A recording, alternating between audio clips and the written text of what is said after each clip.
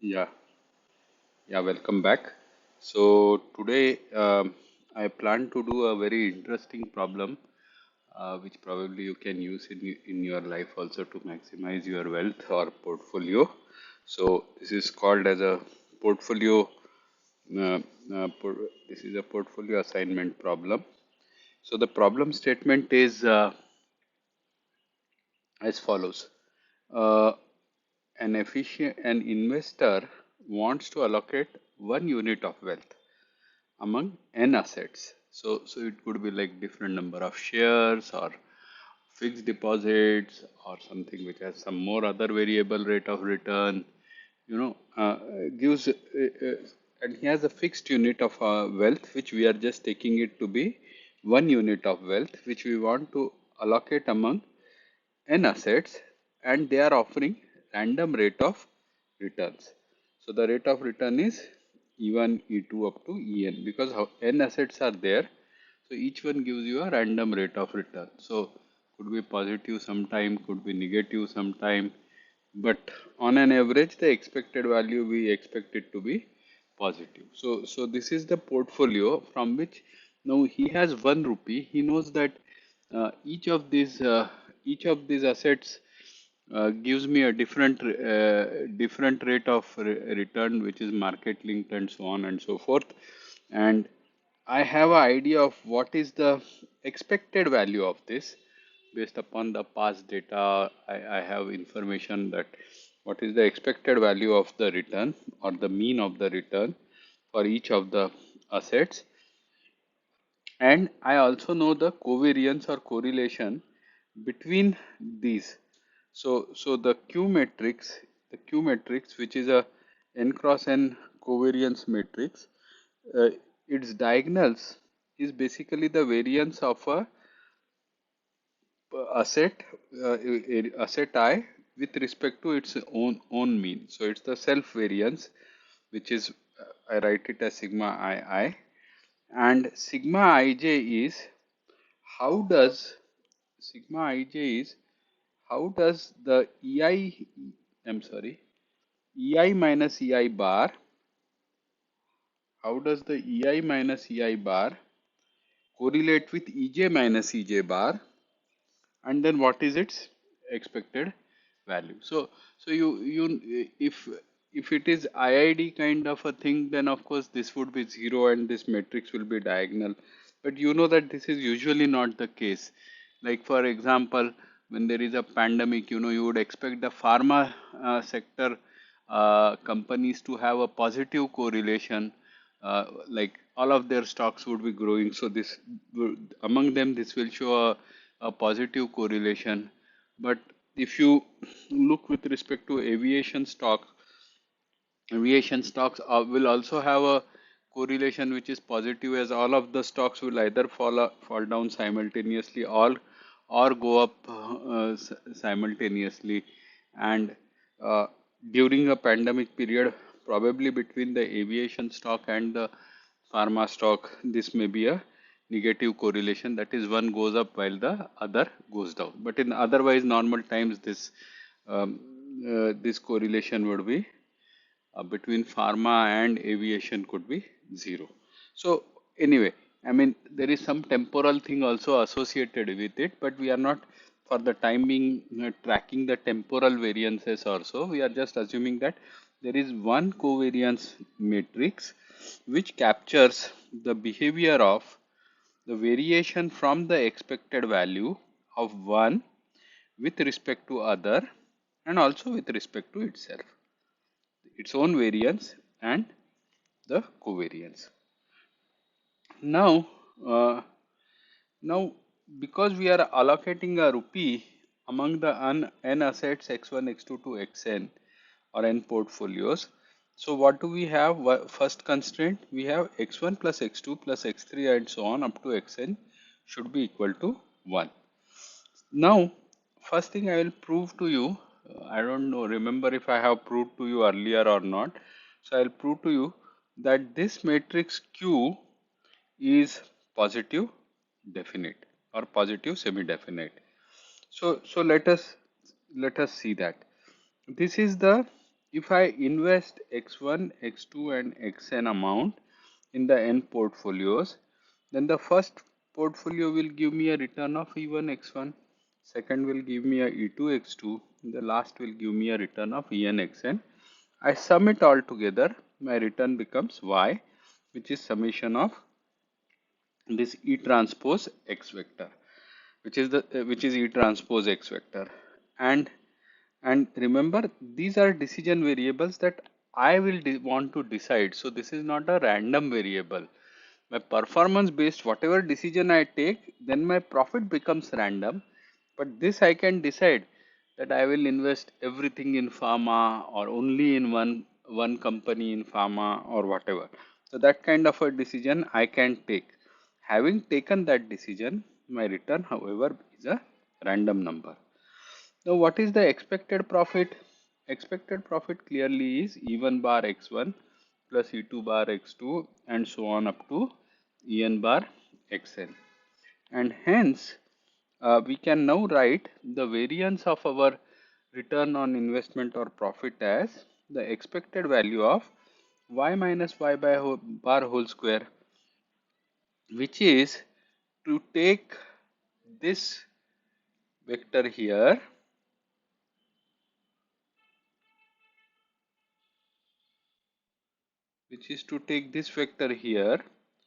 and subtract it from the y vector. So you will get E1 minus E1 bar times x1, E2 minus E2 bar times x2, and En minus En bar times xn. So,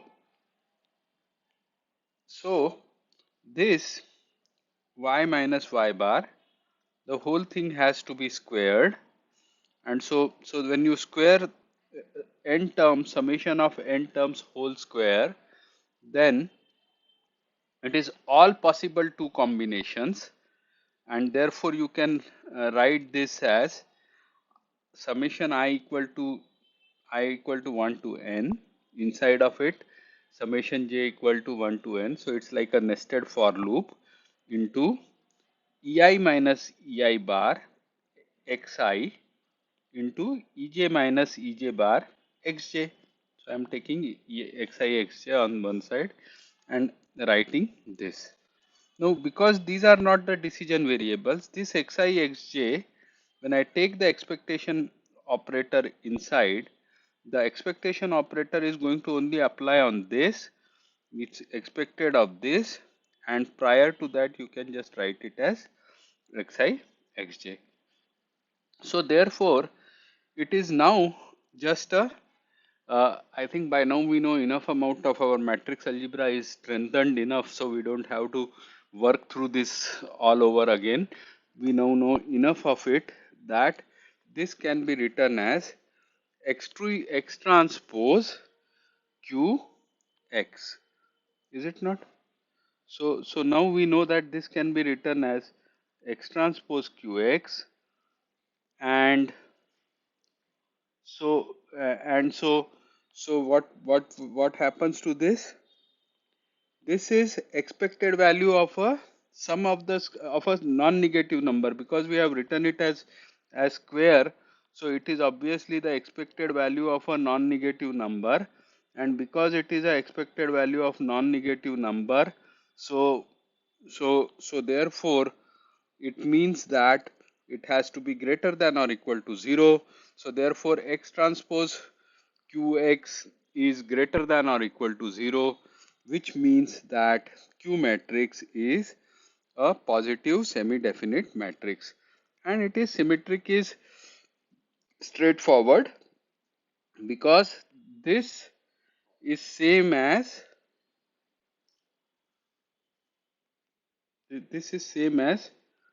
j times of I. That by changing the sequence here, the product commutes, so therefore no change happens. So therefore this matrix remains a symmetric matrix. So symmetric, positive, semi-definite matrix. Now, if none of the assets are risk-free, for example, in short run, usually like 6 months, 1 year, banks give us fixed deposit which has a which is a one promised rate at which you will get the return.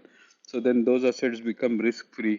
So in that case, we will have Q also as a positive definite matrix. So I am going to assume that Q is a positive definite matrix, which basically means that Q inverse also exists and is a positive definite matrix. Okay. So now I think we know we have enough data or model of our problem, and the investor's problem now can be written very neatly as minimize risk. The investor always wants to maximize returns and minimize risk. So he is playing at two things.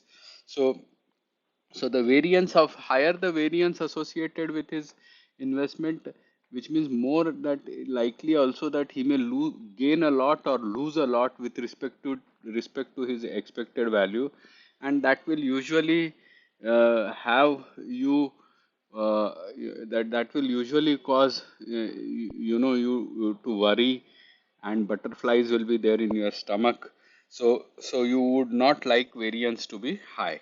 So the variance associated with your profit or your rate of in return of investment, higher the variance, more risky it is. Lower the variance, less risky it is. We have seen this in the stochastic resource allocation problem also, and therefore this is the risk which he wants to minimize, subject to the constraint that x1 plus x2 plus and so on up to xn is equal to 1, which compactly I write it as u as a unit vector 1 1 1 1 times of the vector x, which is x1 x2 to xn. So u transpose x should be equal to 1. And similarly, for the return, what I am saying, let me fix return to m. So I mean, see, I have two things. I have return and I have risk. So to study these two parameters in simultaneously is something difficult. What I will do is I'll say, let me get for my 1 rupee, let me get a return of 2, or let me get a return of 1.5, or let me get a return of 1.25. So if I invest 1 rupee and I get 1.25, then I am in profit by 25%. If I get 1.5, I'm in profit by 50% and so on. So my desire accordingly, I'll fix this M, and then obviously this M should be should not be greater than the largest of E1 bar, E2 bar and En bar, otherwise the problem will not have any feasible solution. So we'll assume that that reasonability is there, and then we fix it the M value here, in which case our return becomes M by investing unit rupee, and now we want to minimize the risk associated with our investment. So that would be the smartest investment, that would be the best investment that you should do. However, in a real life, you will get the return which is a random number, but if you follow this smart strategy consistently, you expect that in the long run you will be better off. All right. So so therefore what happens, this becomes a NEP problem, is it not? This is a risk minimization problem, a quadratic objective function. In fact, this is a quadratic programming problem, equality constraint quadratic programming problem, which I think I have solved once earlier with exactly two constraints, equality constraints here. Now I am also going to assume that E bar vector and U vector, the unit vector of all unities, are are linearly independent, which is to say that E bar is not 1 1 1 1 1. It is that is not or some scalar multiple of 1 1 1 1 1. So which makes a lot of sense. I think that kind of a very specialized problem does not make sense. You can just treat that as a separate problem and solve it. So we will assume that there are only two vectors and one is not a scalar multiple of others. In other words, each of these do not have the same expected value of return. If it has, you I leave it to you to solve it independently and see what happens. And then uh, then then um, then what does that mean? Suppose they are linearly independent, one of the constraints can be dropped. Which one has to be dropped? The second one only has to be dropped, because this is 1 rupee anyway you have. So you think about that, and then you can solve the problem straight away, because these are two linear equality constraints. But we it's I think straight away very obvious that regularity should be assumed here, otherwise the problem becomes a trivial problem. So now I am going to assume regularity, and once I have assumed the regularity of the equality constraints, then I can write the Lagrangian function and look for the stationary point of the Lagrangian function and a feasible point, which is stationary point which is feasible, which meets constraint 1 and constraint 2. And then I think I would be effectively solving a solving the NEP problem, because anyway this matrix is positive definite, so the function is coercive, so the function objective function is coercive, so therefore there is a unique minimum to this problem. So once you have found a feasible point which is also the stationary point of the Lagrangian function, you are done. You are done. So to that, with this intention, I write the Lagrangian function as x transpose qx, and I need two Lagrangian multipliers, lambda 1 and lambda 2. Lambda 1 into u transpose x minus 1, which is equal to 0. That is the first constraint, because we write constraints in the form hx equal to 0. So we have to write it as u transpose x minus 1 and e bar transpose x minus m into lambda 2. And at at the stationary point with respect to x, at x star, what should happen? The gradient of the Lagrangian function with respect to x1, x2 and xn partial derivatives should all go to 0. So this is a n cross 1 vector, and the 2 points are feasible, and the point is feasible with respect to the two constraints.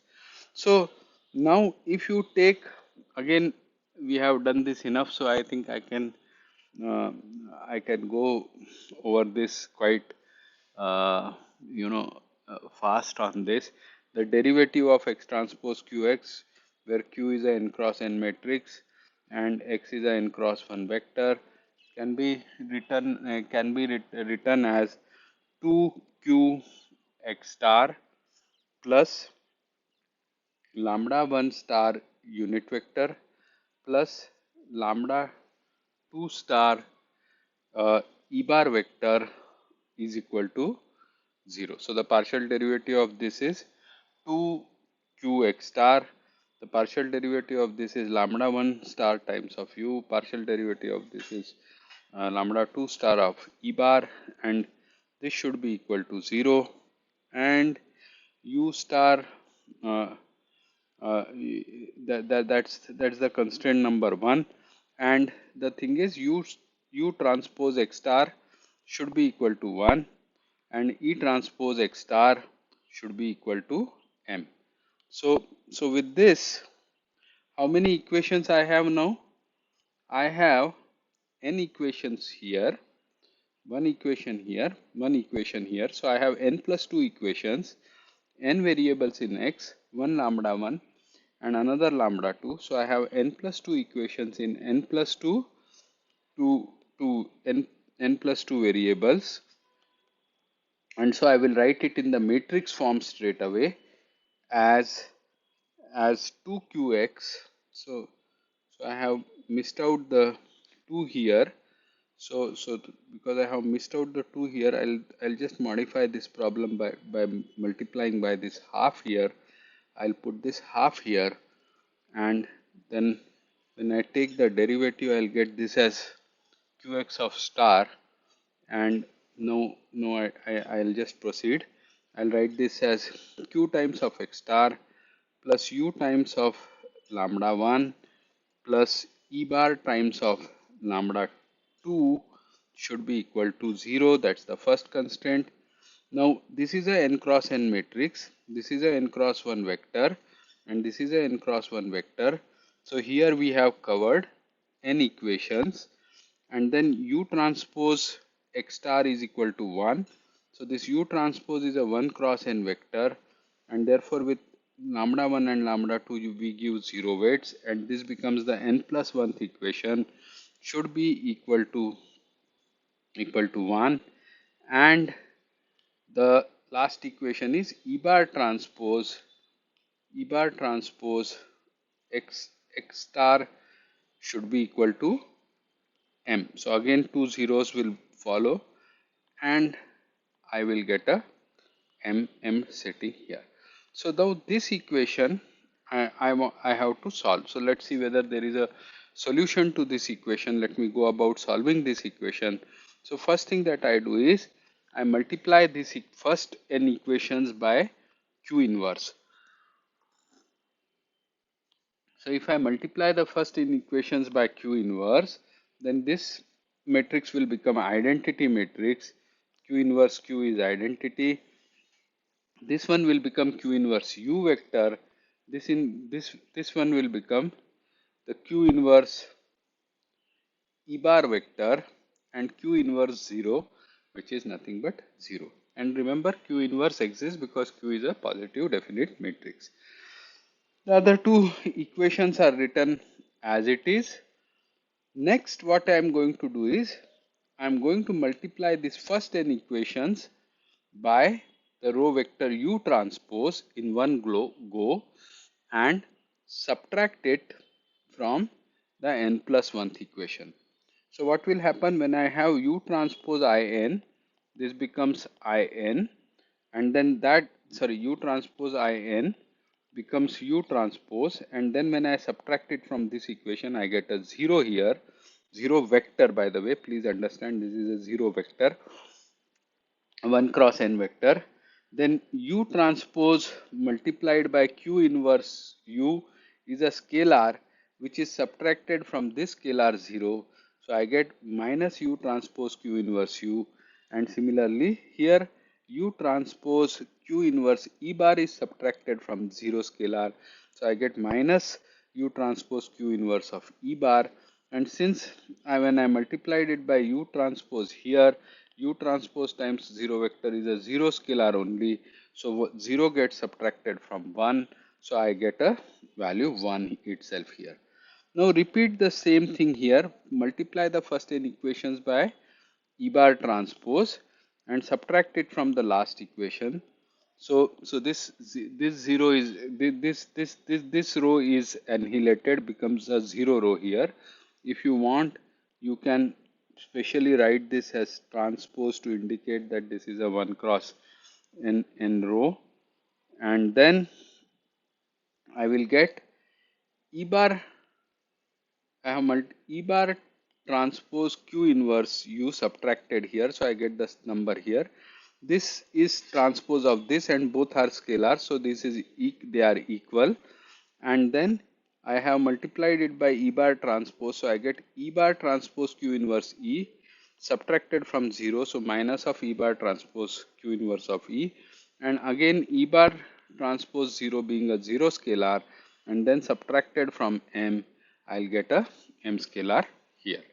So you can clearly now see that I have improved the form of I have improved the form of this equation, and what has happened is that the diagonals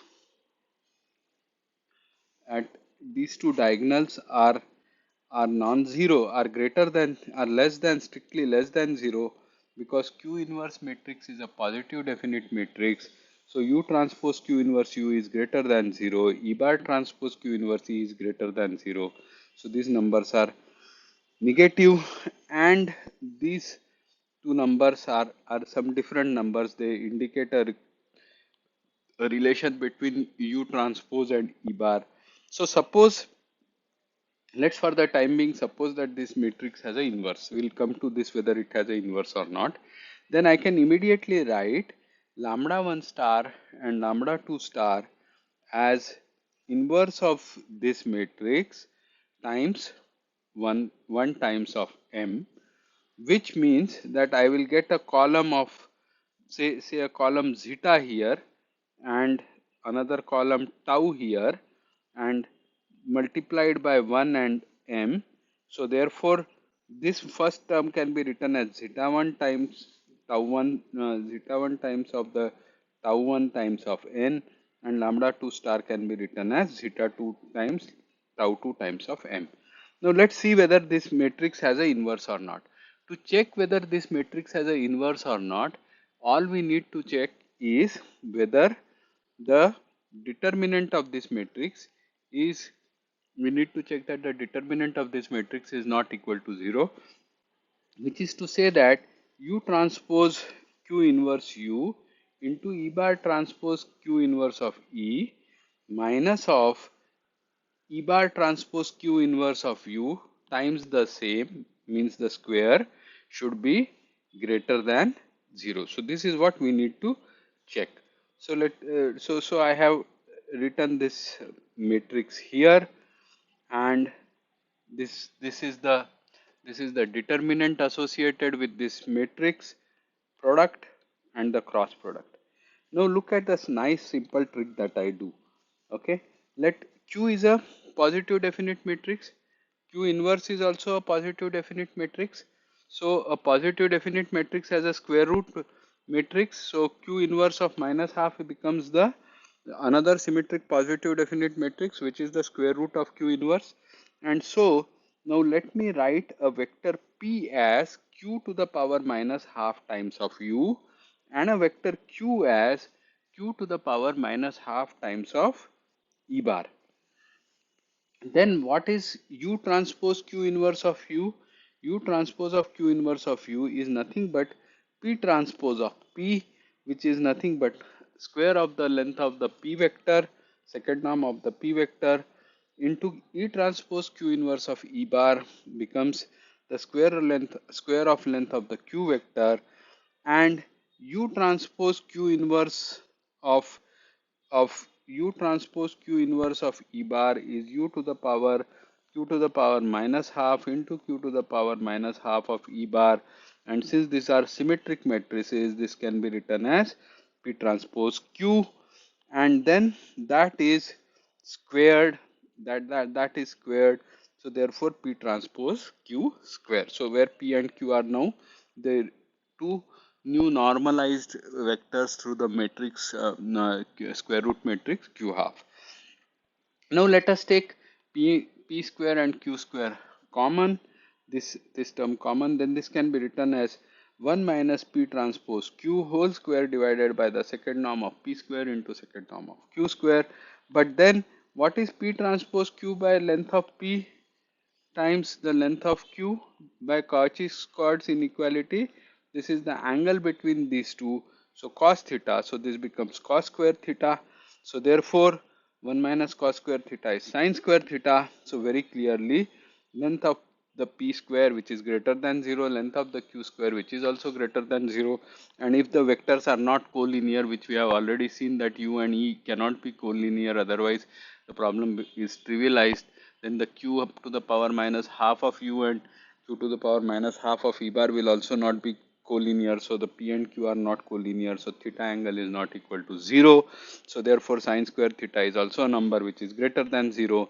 So the determinant becomes greater than 0. So because the determinant becomes greater than 0, this matrix has an inverse. Each and everything, each and every small thing in the textbook, it may not be shown, but you should develop the habit of checking each and everything in micro detail. This problem is solved in the Birdseekers, but I am just elaborating on the solution a bit further to bring out to you that you should thoroughly check each and everything and convince yourself that it's not possible for an author to probably write each and everything in so much of a detail, but you should make sure that uh, this you should fill the gaps, all the gaps you should fill. Okay, now now we have come to this conclusion that therefore lambda 1 star can be written as zeta 1 plus a constant plus tau 1 times of m, because it was post multiplied by this inverse matrix was multiplied by 1m vector, and lambda 2 star can be written as zeta 2 plus tau 2 star times of m. Now what should I do next? I I have to calculate x star. So I take the first n equations. In times of x is nothing but x star vector. So the x star vector can be written as, just take this q inverse of u times of lambda 1 star on the right hand side minus, and then q inverse of e bar times of lambda 2 star also on the right hand side by putting a minus, and substitute the lambda 1 star and lambda 2 star. So you will get x star. So the x star becomes q inverse of u into minus 1 minus of lambda 1 star plus q inverse of e into minus of lambda 2 star. And now substitute for the lambda 1, substitute for the lambda 2. Now group the constants to vectors together. So minus lambda 1 minus zeta 1, I'm really sorry, minus zeta 1 into q inverse of u minus zeta 2 into q inverse of e. I will write it as a w vector, and tau 1 into q inverse of u plus tau 2 into q inverse of e. I'll write it as a v vector, and the m scalars are m return, the scalar is taken out common. So therefore the x star vector can now be written in a simple way as m times a v vector plus a constant w vector. So basically what it means is that if you have two portfolios determined, then you can determine all your portfolios, because there are all other portfolios for different values of m can be developed from here. Basically they are all linear combination of two optimal portfolios. Now going further, let's check what is the variance or the risk which is associated with it. So that is x star transpose q x star. This is the risk which is associated with it. Now I am not writing again a half here, not required, but if you want you can always write this as two of this, is no problem. But this is the correct definition of risk. Putting a half here in the optimization problem or not putting a half does not change the optimal solution. So you can now quantify the risk like this by writing mv plus w transpose q into mv plus w, which if I expand it is m square v transpose qv plus 2m w transpose qv plus w transpose qw. Now, uh, if you want to analyze this further, then what should I do? I will write this into a nice perfect square. I'll use the method of the perfect square, and what I am going to do is, see, this is a positive number because q is a positive definite matrix. So therefore m square into square root of this whole square I am going to write. Then I am going to write it, so I am going to first write it in the form of a plus b whole square. So I have got the a square here. Now this is my 2ab. So this being 2ab and a being m under root of v transpose qv. So I multiply and divide this number, treating this number to as b. I multiply and divide m by this, so that this becomes a, this becomes, and then this is what I call it as b. So then I get a square plus 2ab. And so what I do to convert it into a perfect square, I add b square and I subtract b square, keeping this constant w transpose qw as it is. So then I get this as m into under root of v transpose qv plus w transpose qv by v transpose q square root of v transpose qv whole square plus a constant which is w transpose qw into v transpose qv minus of w transpose qv whole square divided by v transpose qv. which can now be written as, this is, write this as alpha, so alpha m, write this as beta, so plus beta whole square plus a constant gamma. Now the next thing that I want to show is that this gamma is greater than or equal to 0. So, so again I have done my rough calculation here. This is my gamma term.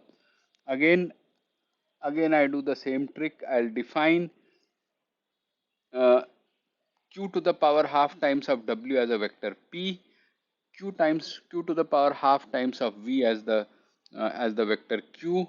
Then this will become the square of the length of p vector into square of the length of q vector minus p transpose q whole square divided by v transpose qv. But then again the same trick, which is if it is used, which I have done earlier here, the same trick if I am using, then I get this as length of p square, length of q square sine square theta, but this is actually length of q square vector. So therefore this becomes, gamma becomes nothing but length of p square into sine square theta, because theta is not equal to 0. This number is in fact greater than 0, but if theta can, otherwise in general it can be written as greater than or equal to 0. So now that we know that this is the situation here where gamma is written in this particular form, let us consider a very specific case where one asset is risk free. So one asset is risk free means it could be, for example, uh, a fixed deposit kind of asset, for example. So it gives you a constant rate of return. So the variance associated with that lambda I is 0. So you get some return mf fixed with a 0 variance there. Now suppose I had chosen m to be equal to mf, then the best, what is the best portfolio? Invest everything in this risk-free asset and you get a 0 variance here. So this answer will become 0 when you use m equal to mf, which should lead you to the condition that because this is 0, these are some sum of two non-negative quantities, and so therefore if this is 0, each one of them has to be 0, which basically means that gamma is also equal to 0. So if there is a risk-free asset, then I can show that this gamma should be equal to, this gamma should be equal to 0. To take care of the q inverse existing, because directly a 0 on the diagonal can create a problem of positive semi-definite matrix and therefore on non-existence of inverse, you can look at it as a problem in the limit where one asset tends to become a risk-free asset, in which case you can show that gamma tends to 0, which basically means that this can now very standard deviation associated with the profit can be written with the return, and the can be written with respect to m, my in return that I am expecting on it. I can just write it as sigma equal to modulus of alpha m plus beta, which means that if I plot uh, sigma on the x-axis and m on the y-axis, I should get a straight line like this, with this term being at 0 variance. I should get the fixed return mf bar, and then any 2 points on this line are known, everything else is known, which again brings me back to that statement that I can write it as a any other portfolio, optimal portfolio can be written as a combination, linear combination of two already known optimal portfolios. Now this line has a very important meaning in economics, in portfolio investment problems, portfolio optimization problems. This line is called efficient frontier. So this line is called the efficient frontier. So suppose suppose you say I want a rate of return m, then what it tells you is at least this sigma 1 is the risk that you will have to take with it. If you say I want this M1, but at this low value of risk, I mean, it is not possible. If somebody promises you is cheating you because you don't know the portfolio optimization theory, that's all. Otherwise, it is not possible to offer you a portfolio at a risk which is lower than this value, and this is the best portfolio. After that, the other portfolios will also give you same values of M, but the risk associated with those portfolios is higher than this because the sigma increases. So this side is the feasible region, this side is the infeasible region. Higher the M, more the risk you have to take, which is very, very intuitive behavior.